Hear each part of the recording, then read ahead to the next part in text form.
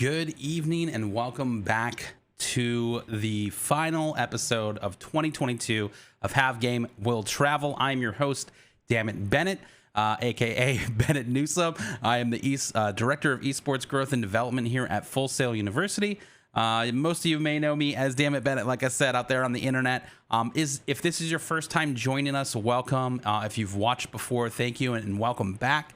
Have Game Will Travel is an interview style show that focuses on how there's so much more to esports and gaming and streaming than just being good at the game. And we really kind of take a dive into our guest's journey through the industry right here live on the channel. So this year we wanted to close out 2022 with kind of some of the highlights from out the whole journey of Have Game Will Travel.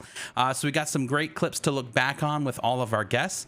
But let's start the show off with our very first episode of Have Game Will Travel. We interviewed Matthew Benson, the CEO and founder of eFuse, who shares some insight on kind of getting into the investment side of a startup. So let's check that out.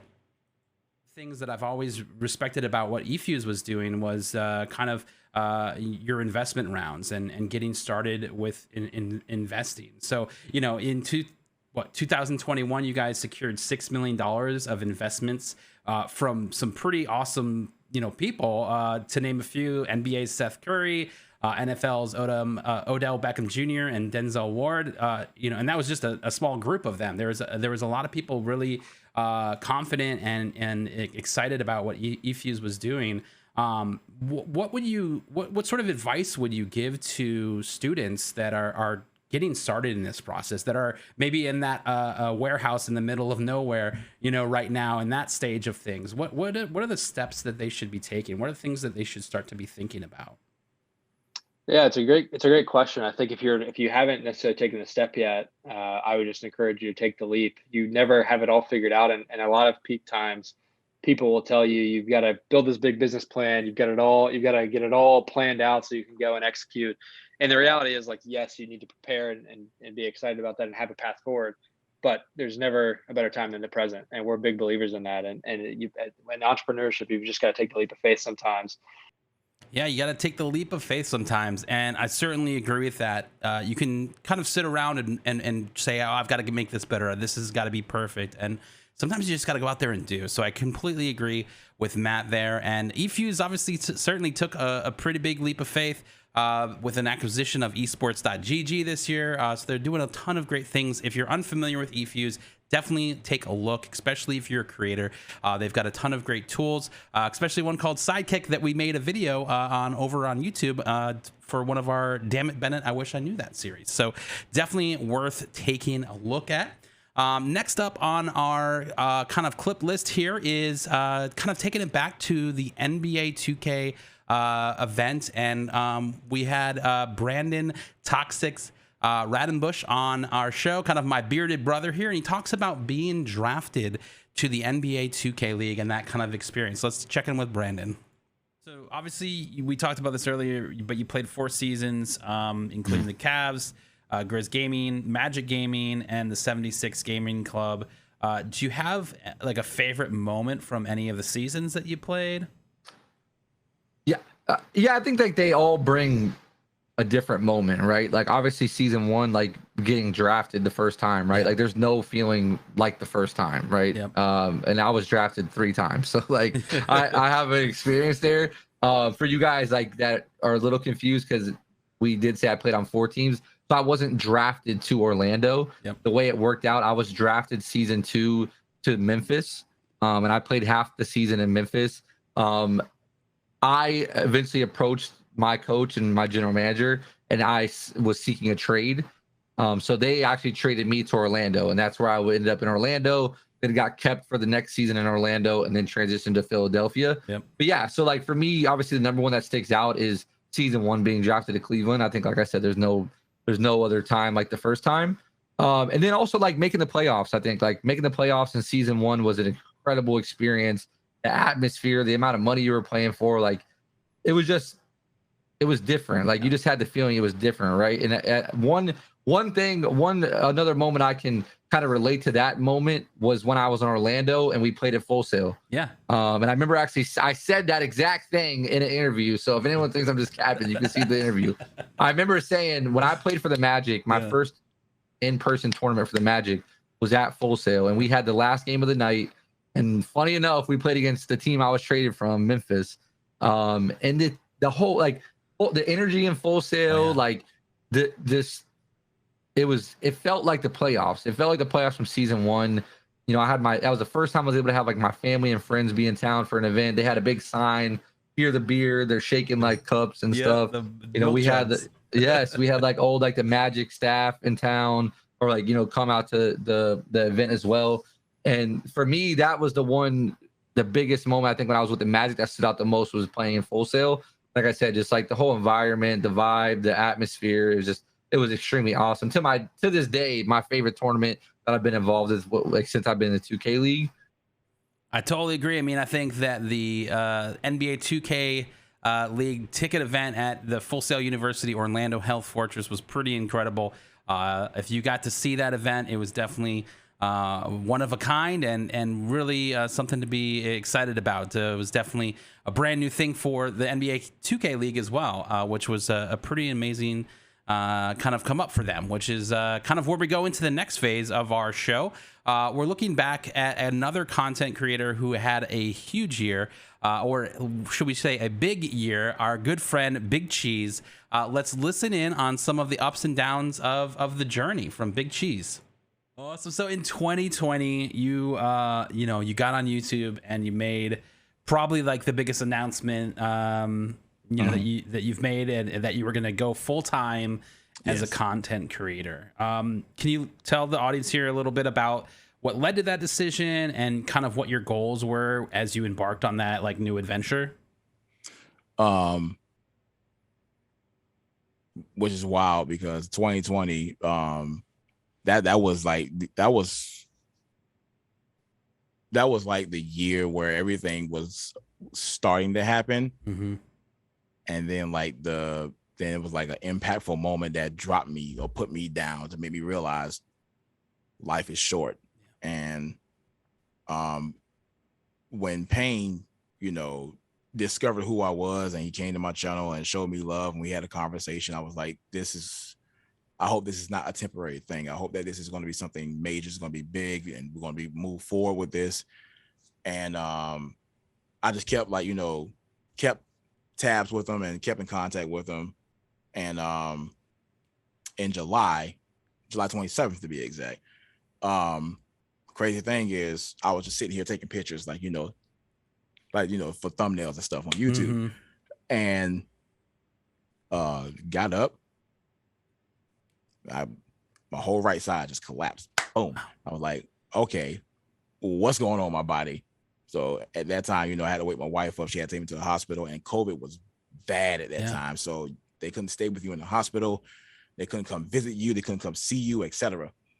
And I suffered a stroke in 2020. So while everything was going so good, that happened. Yeah. And I was like, how am I going to come back for this? How am I going to bounce back from this? I don't know how to do this, and I was I was learning how to walk again. They had to hold a thing around my waist to make sure I walk again and get myself back to where I was. And before I even had the stroke, I told people in 1 month, I'm going to go full time. I had that in my mind that I was going to go full time. And then when I told him that, and then that happened, I was like, okay, we might need to rewind a little bit because, because I finances need to be in order, and it wasn't like, I didn't have any finances to, help me out for a couple of months until like this whole thing, prospers and whatnot. It was just that I wasn't mentally prepared for it. Physically, I was there, but mentally I wasn't. But at that time, when I had the stroke, I was like, I have to do this now. And if I don't do this now, I'm going to regret it. Because I'm going to sit here and I'm going to be working in IT for the rest of my life. And, some people, when they have a career, it's like, I don't want to do this for the rest of my life. I want to do what I love doing. Yeah. So at that moment, I did what I loved doing. I was like, I'm going to take this big big risk, and go full time. Marv was like, hell no, you are not going to know. I was like, look, if I don't do this, I'm going to regret it. And I'm going to resent myself for it, because I feel like I can do this. I know I can do this. Since 2020, when I went full time, I haven't looked back since.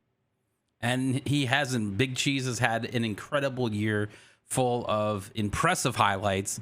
I was actually lucky enough to witness the magic in Atlanta this year at DreamHack, where him and T-Pain worked with Ludwig when Ludwig was doing his 50-hour stream from a glass box inside of DreamHack, and they ended up raising, or Ludwig ended up raising over $300,000 for charity during that weekend, which was a pretty impressive feat. If you check out the article that's over on the eFuse owned esports.gg, you'll see a great picture of Big Cheese as well as T-Pain and Ludwig. Definitely worth a look when you have a chance.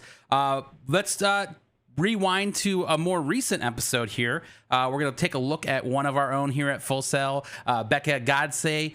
She is going to be talking about starting your own D&D campaign on Twitch. What advice would you give to others out there that are looking to build like a D&D cast and really start to get into more of the streaming / creative side of that type of content? You need to realize if it is on Twitch, it is a show. Yeah. People often forget, oh, I'm going to take my home campaign and I'm going to bring it here.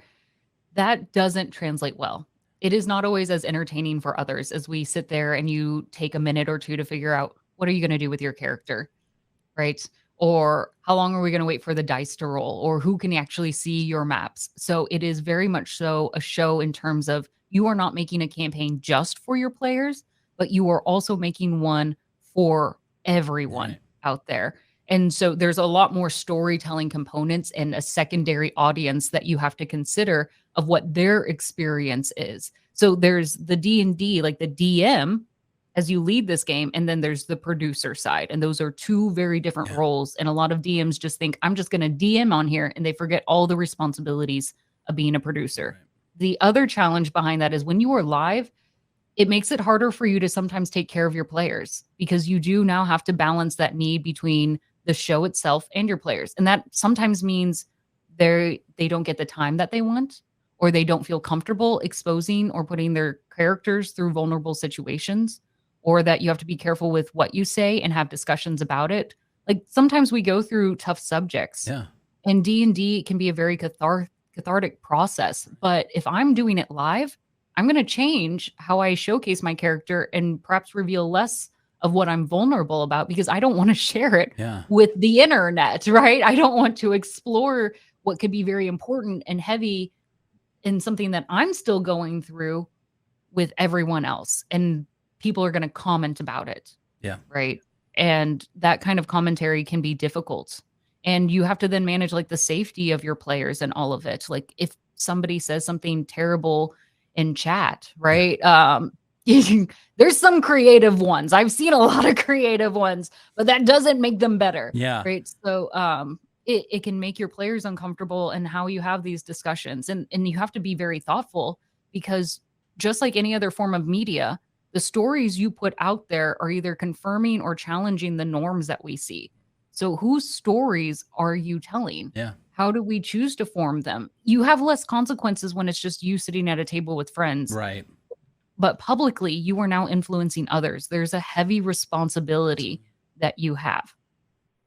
And obviously D&D and role-playing has had a big couple years here on Twitch. But if you haven't checked out Becca, you definitely want to go give her a follow or check out D20 Deathmatch. You can follow Becca over at CausticPhoenix over on Twitch. But next, we're going to chat with one of our good friends over at Discord, Dustin, a.k.a. Verbronium, as he talks about being a content creator and going full-time. I have a lot of, or I hear from a lot of streamers that they want to go full-time. And I always try to give them some, good advice, about, hey, you want to try to do this. What sort of advice would you offer them so that they could try to be successful in that space as a full-time, content creator? Yeah, no, it's funny enough, when I was streaming full time, I got tons of people asking me this question. And it's difficult because it kind of reminds me of the question that you get in chat where it's like, is this game for me? Like, should I buy this game? And I'm like, you're opening up a whole can of worms here. I don't know what you're into. I don't know what your financial status. I don't know what console. Like, there's so much that goes into it. You know what I mean? And so I think for somebody who wants to become like a full-time content creator, there's a lot of questions they need to ask themselves. Like, why are they doing it? Right? Like, what's your end game? Right? Because I think, especially when you're younger, I know I was this way. It was really hard for me to see the big picture, see like further ahead.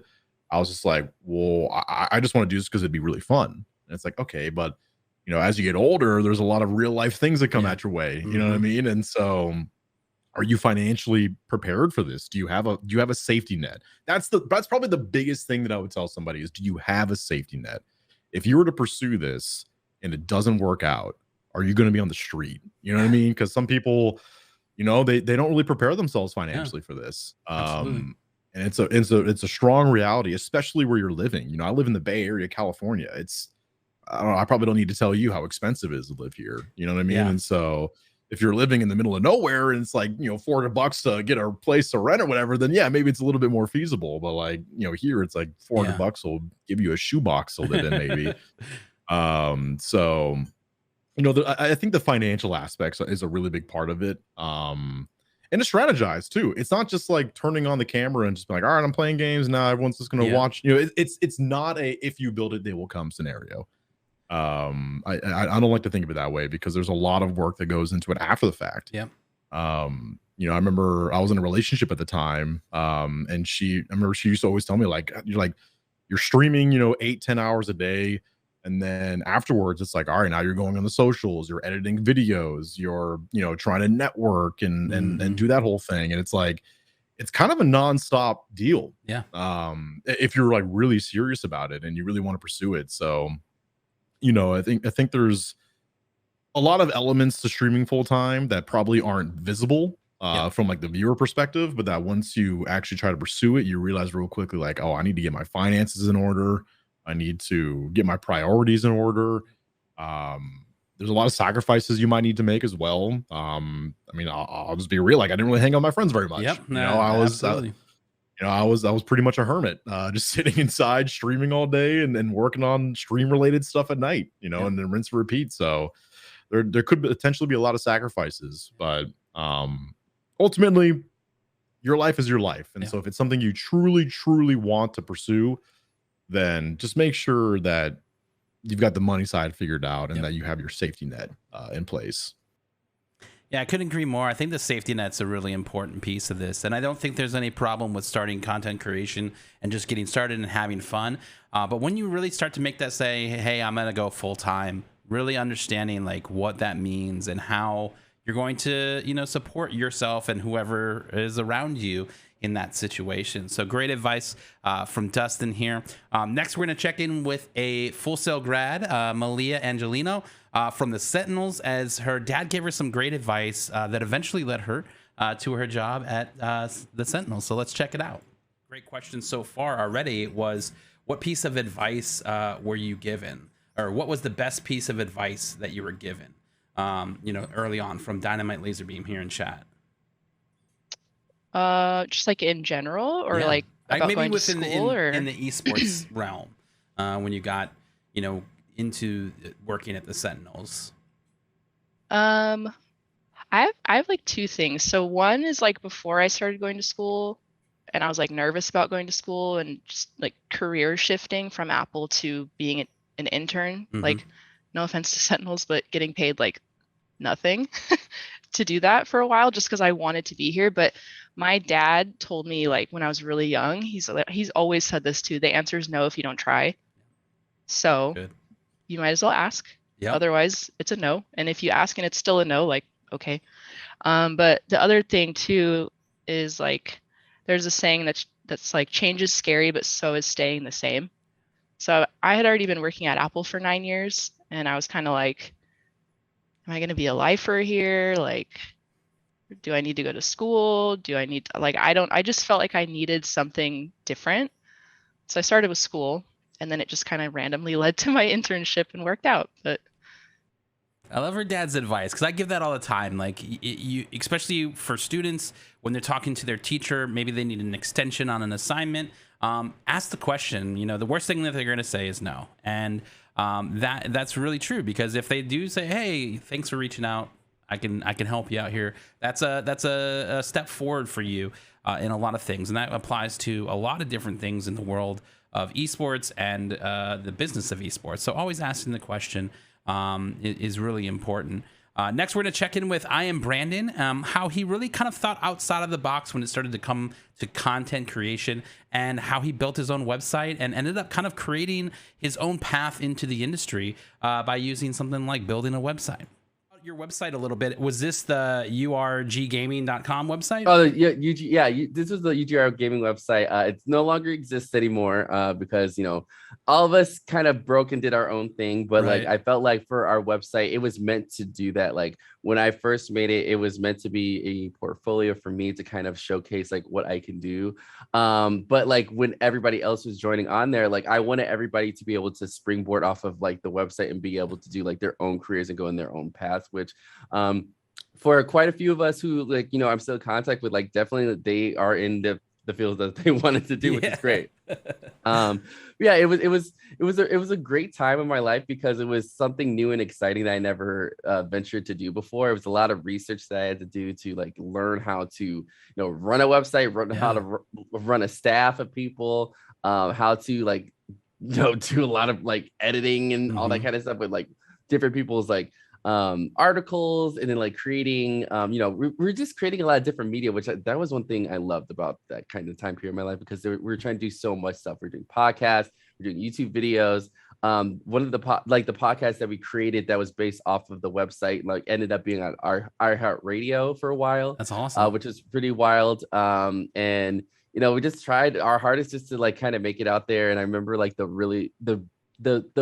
the one place I knew that we kind of really made a really good mark was that, like, you know, we got invited to PAX East, and that was like my very first like out of state like convention. And so I remember we got there and I was like literally sitting in the media room, and there was like a few people from like IGN in the same room with me, and I was like, wow, this is not like we're not at the little kids table anymore. Like we're like in here with the, you know, with these really cool people. And yeah, like that it was like you could really create your own kind of experience and your own kind of portfolio by just like taking something that you really enjoy and just like kind of running with it and seeing where it goes. At least for me, that's how it's been. Yeah, I really love that clip because it talks about something that they were passionate about, and Brandon really just ran with it. And he said, "Hey, I'm going to start doing this thing. We're going to try this." And other people were like, "Hey, I'm into this too. I want to join." And look at that. They had that moment where they arrived at the table, you know, being at PAX East, seeing other people from other reputable news outlets that they were sharing the table with. Is such a huge you know, win and a great kind of memory to look back on. So another great content creator who's having a great year. I Am Brandon. Definitely check them out on Twitch. Next, we're going to check in with our good friend Annabelle Uni Zin of Evil Geniuses, and about one of her favorite moments at UCF. Let's check it out.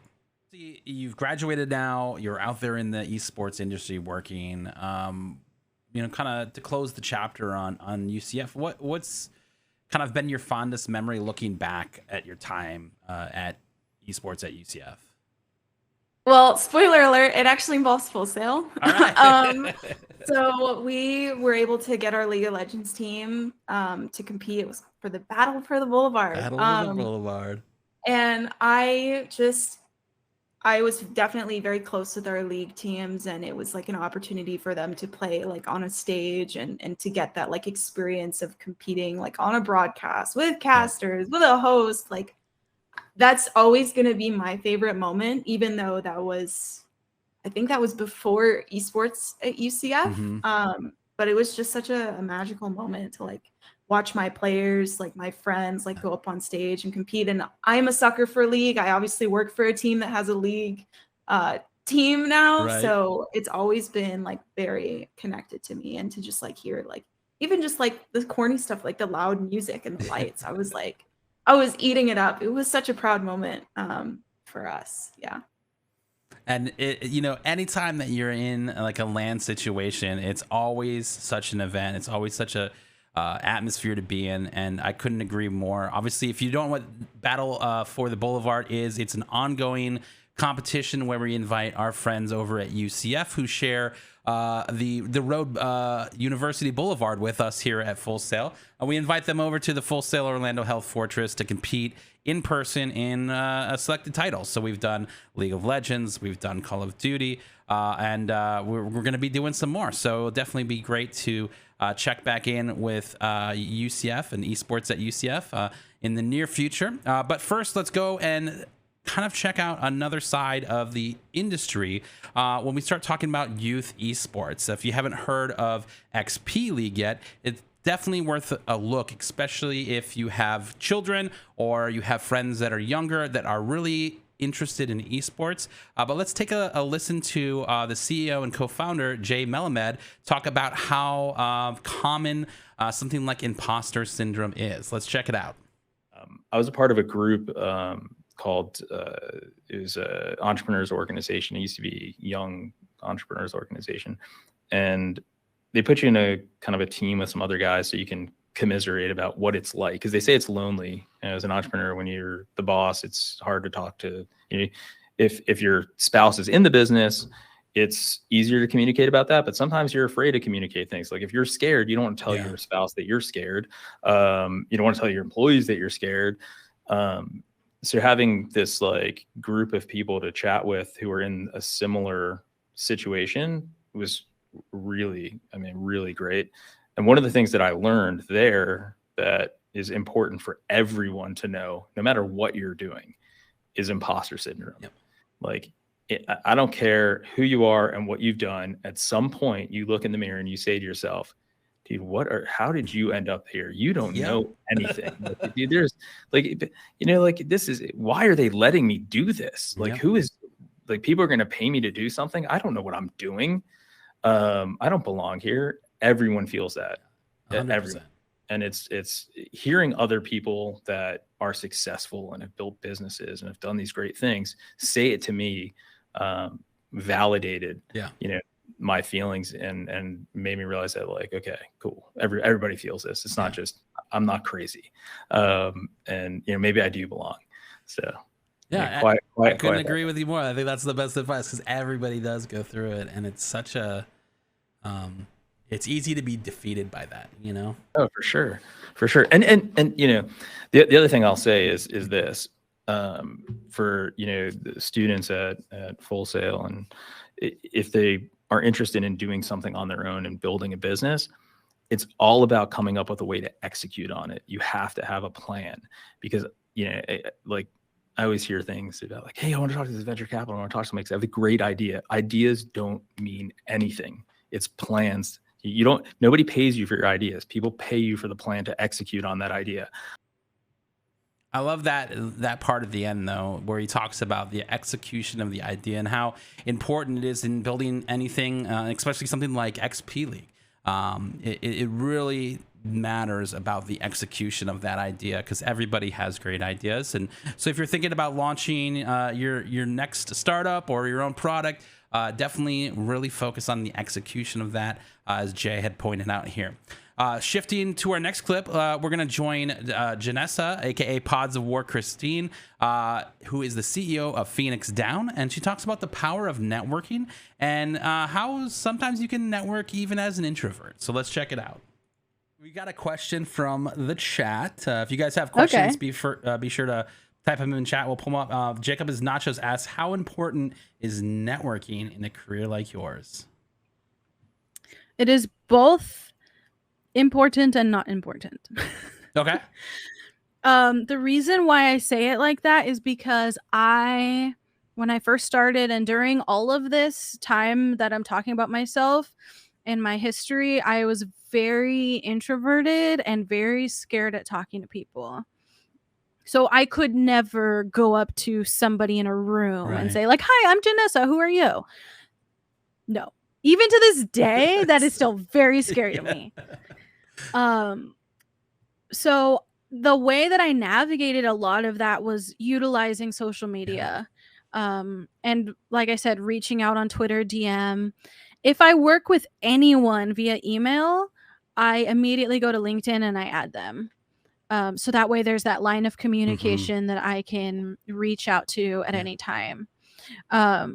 So my method of meeting people is getting to know them online first, so that way they know who I am. And then once I'm in real life, then I don't have to do that whole like introducing myself. First introduction. And that's actually really, powerful information for a lot of people, because I feel like more people now, especially after the last couple of years, are in that boat where they are very nervous to go out and just introduce themselves in front of people. And so, kind of starting in the online world and doing that can really probably help out a lot. So that's great advice. Yeah. You have to find your own personal style and what you're comfortable with. Right. I also know that I probably could be a lot further on in my career if I had done that. But I also find that sometimes like when I've done that, I found things that weren't right for me. So my style personally is I'm just going to do really good work. I'm going to work very hard. I'm going to take care of the relationships that I know, and all of the other things will come to me, and then I'll be like available to receive them when it happens.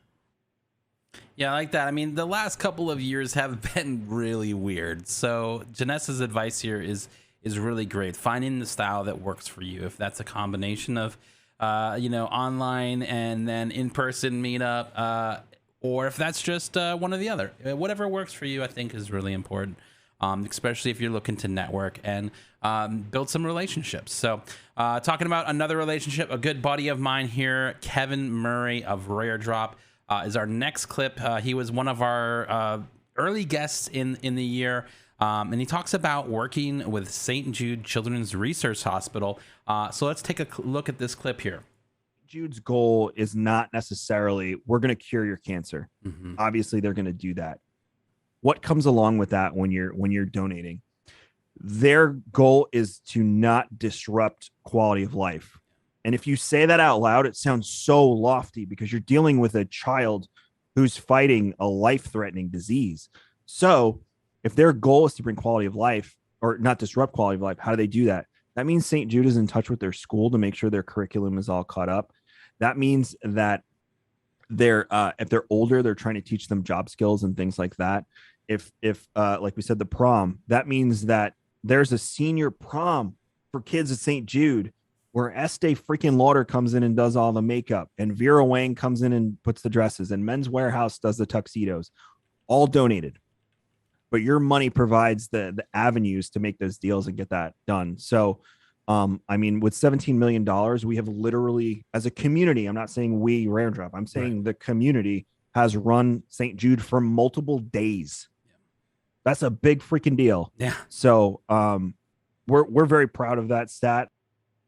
Huge stat. I mean, Rare Drop has been doing some really amazing things over the years, and I was actually lucky enough to join Kevin and Rare Drop a few years ago at the St. Jude Children's Research Hospital campus to really see the impact of what fundraising can do. I've met with doctors, met with parents, played games with kids, met their families. It was a powerful, emotional, humbling trip that I will never forget. And if you haven't checked out GCX yet, definitely worth checking out what they're doing to help raise money for St. Jude.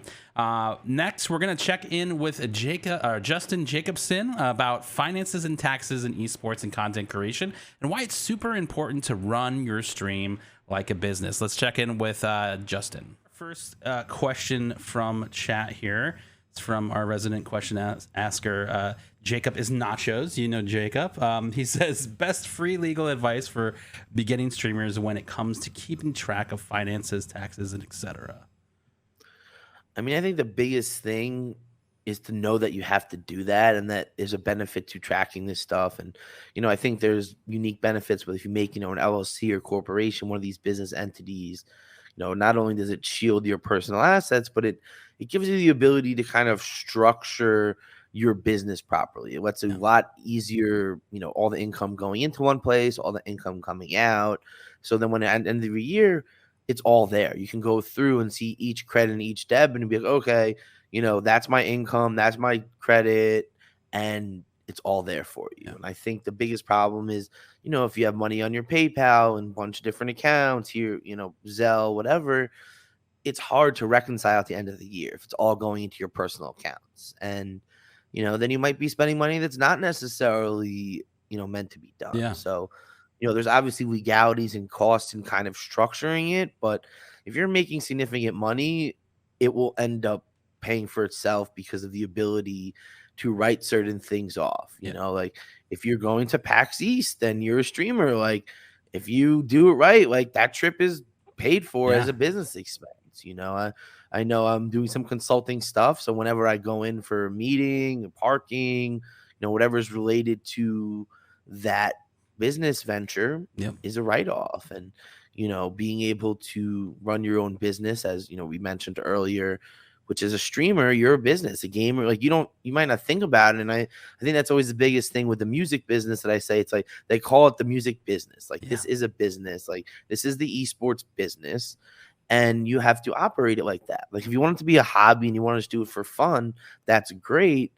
But that you have to just understand that there's a difference. Yeah, for sure. And if you operate it like for fun, then you have to know that you're probably not gonna do it. Like you're gonna run into these things if you are successful. And that's probably the, to kind of tie it with a bow. It's like the worst thing is if you are successful and you don't do things right. I've had some of these Fortnite kids that, they got this 6-figure check from the World Cup and a third of it evaporates. And they're like, what? Like I won 100 G's, but like, and now it's down to like 60 and like I have to pay all this money on it. And it's just like, well, if you would have done this properly, your hotel, your food, if you bought a new computer, if you bought whatever, this stuff all would have been deductions and you were going to spend money on this stuff anyway. Yeah. And it's all paperwork. And it's just kind of about making sure that the right business card is paying for the right thing and that you have these receipts. And, trust me, when you start going up and you're making real money, like this is what matters. Like you should have proper people. And if you don't know how to do it, which let's be real, it's not really something that people know, you have to get competent people around you, whether it's an accountant, a CPA, an attorney, or, anyone who this is their job.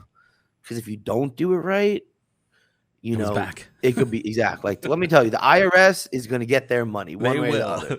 And if you make money, there's a paper trail. If you get money from Twitch, YouTube, any of these companies, Amazon and Google, there's publicly traded companies. Every dime that they spend is accounted for on paper. Yeah. So if you're making money, they will know about it. And if you're not doing things properly, they will know about it. Great advice here from Justin. There's been some themes with a lot of different episodes throughout the year, especially talking about the career of esports and gaming and content creation and how important, this aspect of that is. And so when you start making money, it's always obviously in your best interest to have someone help you with that. You can also check out Justin's book that he wrote, which is The Essential Guide to the Business and Law of Esports and Professional Gaming, or watch that full episode because there's tons of great information in there. Next, we're going to check in with Cora Kennedy, the director of Illinois Wesleyan University's Esports, about connecting with players. Let's check it out. I use term my kids loosely throughout this. They're not my students, but they're kind of my students. Right. You feel like some sort of bond. Well, even before I came out, but especially after I come out, I've become this beacon for a lot of students as the only adult who's like them. Yeah. Or who will talk to them in a way that they understand. And so I have become esports mom, and the kids see me as such. And so I have this literal fan club. My friends keep saying, how many cults do you have now? Because I have several. I have the IHSCA. I have a couple Wesleyan kids. I have my old high school students. I have a bunch of camp kids from last week. And I keep developing these groups and because I'm just trying to be as genuine as I can with the kids.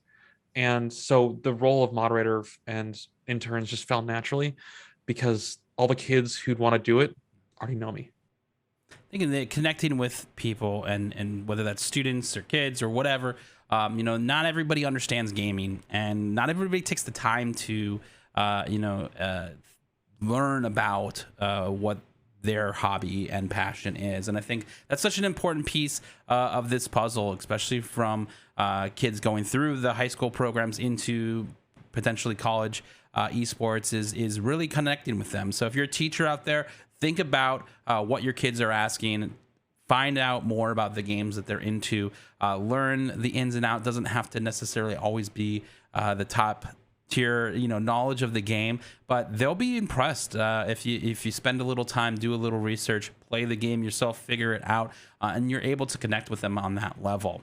Next, we're going to check in with Full Sail grad and Call of Duty League on-air talent, Lando Sanders, as he gives us some insight on why casting is so important. So let's check in with Lando. It goes into like the whole idea of casting. And I would love to get your take on why you feel, you know, casting is so important in esports. You kind of mentioned a little bit early on in our conversation, but why do you think it is so important?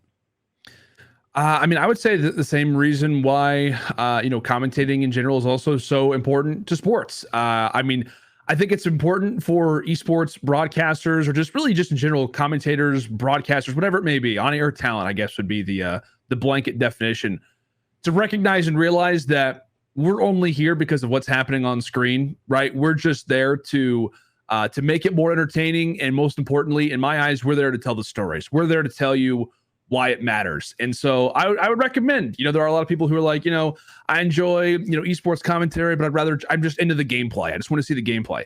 I recommend that you go and watch a tournament with the sound muted and just see if you enjoy that esports event. Same thing when it comes down to sports, like the reactions, the storytelling is so important. And so the reason why I would say specifically casting is so important to esports is because it actually is the esport itself. You get to find out the reason why, not just did player X kill player Y or player 1 kill player 2.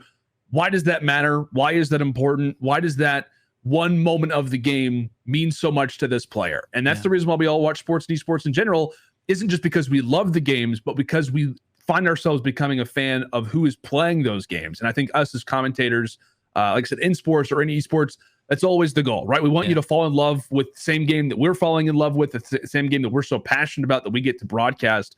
But our goal is that you get to know the stories and the reasons why we're doing this. We would love for you guys to do that same thing as well. So I would say number one is probably the stories. It's just for the whole environment, the whole reason why the sport is important in general is because of all the intangibles, all the extra things that go on. So I would say that, man. I feel like commentary. Well, we do have to be very understanding of the fact that the show is not all about us. That's something that I think is huge to remember. Yeah. We also are a big part of it. Not as much as the players, not as much as the game by any means, but we are that little bit of spice that you just put on the top that you really need to have, because if not, it just doesn't taste the same. You know. I love it from Lando. If you haven't been watching Lando in action, tune into the CDL. You're missing out. Absolutely, always impressed with how great of a caster he is, and definitely someone to look up to, which is really good. So definitely check out Lando.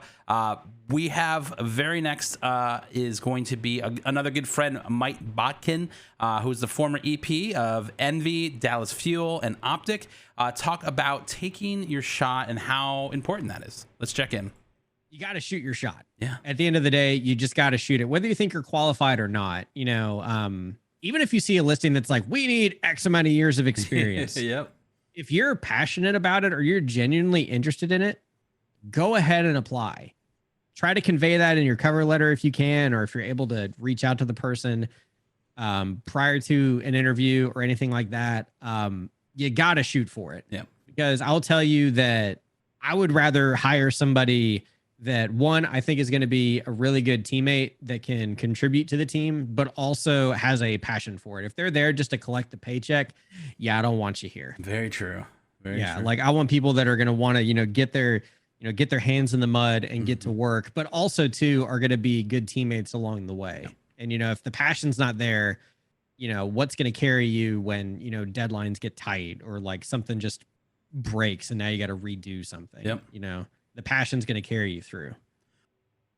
I absolutely agree with that too. You know, it was great having Mike on the show, and he gave a lot of really great insight into, you know, career-wise, you know, following your passion, chasing your dreams, and taking your shot. You know, and I think that's such an important thing. Is really saying, hey, I can do this. I'm gonna go for it, and let's try it out. Let's see what happens. It's kind of been a theme throughout the year of these episodes.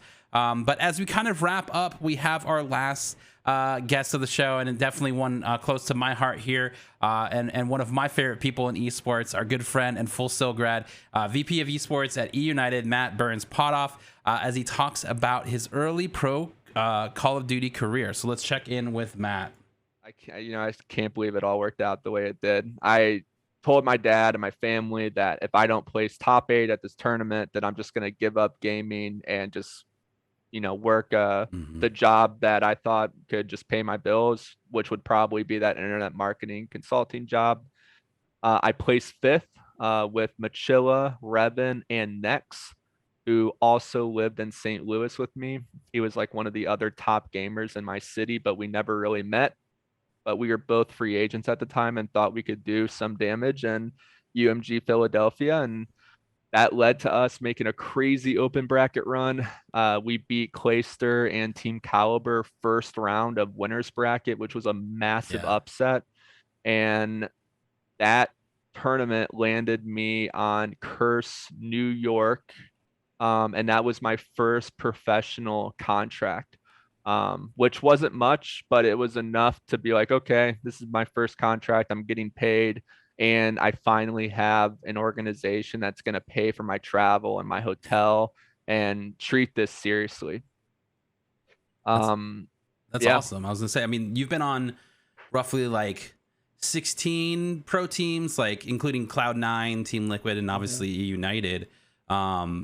Is that as exciting as it sounds, or was it like stressful? I always think of like hockey. I know you're a hockey fan. I'm a hockey fan, but seeing players get traded and just have to pick up their stuff and move one day, do you feel was it that type of stress that you had when going from team to team, or was it, you know, hey, I'm excited? I think the biggest, it is extremely stressful. Playing professionally, because there's so many like inner politics with it. Yeah. It's just like players talking with one another.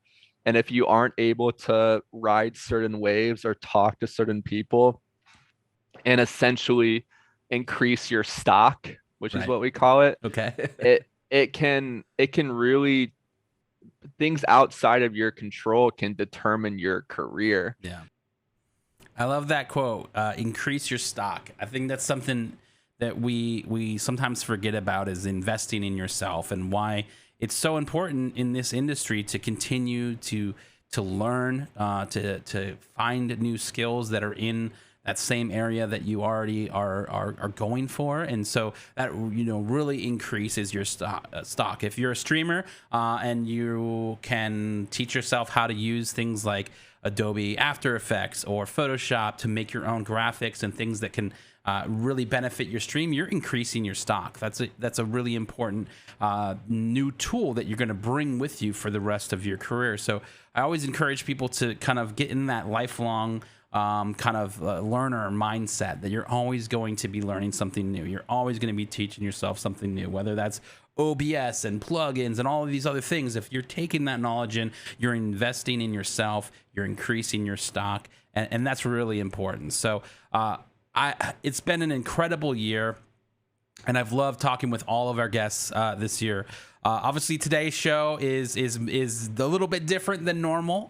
You know, this is something where we wanted to kind of take some highlights throughout the year of all of our guests, kind of look back on them, have some fun. And if you are interested in seeing more of these episodes, they're all highlighted here on Twitch, as well as there's a playlist on YouTube on the official Full Sail University YouTube channel.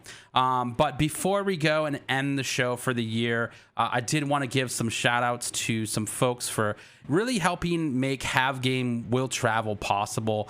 First and foremost to Sarah Keitlin for giving me the platform to kind of take this raw idea and work with the team to build it and turn it into what it is. A huge shout out to my producer and project manager, Leilani Torres, for always keeping me on my deadlines. I want to thank Garrett, aka Danger, for helping with today's episode. Everyone at Platinum Creative, including our resident question asker, Jacob is Nachos, aka Jacob Kaplan, our graphics mastermind, Austin Reamer, Jess Ryder, Abby Stassen, Alex Meisner, Josh Ruckus, Kyle Roach, Kayla, Jean Mraz, and Bridget. And then there's a ton more that helped out throughout the year here at Platinum. But it really means a lot to me that this show got off the ground and has had a full season of guests. And I cannot look more forward to next year and all of the great guests that we're going to have. So we'll be back next year, probably in late January. But last but not least, I want to thank everyone that has joined us either live here on Twitch or on YouTube over the last year. Thank you guys for watching, and we will see you next year.